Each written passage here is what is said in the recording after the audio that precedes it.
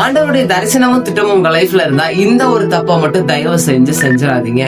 Welcome to Bible series part 17. பைபிள்ல உங்களுக்கு எல்லாத்துக்குமே தெரிஞ்ச மாதிரி யோசேப்பு அப்படின்னு சொல்லி ஒரு கேரக்டர் இருக்காரு. இது யோசேப்பு கிட்ட ஆண்டவர் சொப்பனத்துல ஃபியூச்சர்ல அவர் என்னென்னலாம் செய்ய போறாரு அப்படின்னு சொல்லி ப்ராபசிஸ் சொல்லிட்டாரு. சோ சொன்னதுக்கு அப்புறம் இந்த யோசேப்பு என்ன தப்பு பண்ணாருன்னா, உடனடியா அவருடைய சகோதரர்கள் கிட்ட அவருடைய அப்பா அம்மா கிட்ட போய் சொன்ன பொழுது அவங்க எல்லாரும் அவங்க தட்டி கொடுப்பாருன்னு நினைச்சாரு.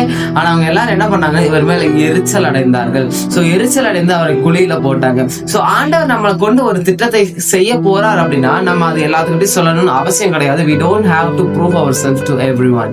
So ஆண்டவர் சொன்ன திட்டம் நிறைவேறும் அளவு நம்ம காத்திருக்கிறது ரொம்ப நல்லது. ஆபகுக்குள்ள ஒரு வசனம் இருக்கு, குறித்த காலத்திற்கு தரிசனம் இன்னும் வைக்கப்பட்டிருக்கிறது அப்படின்னு சொல்லி.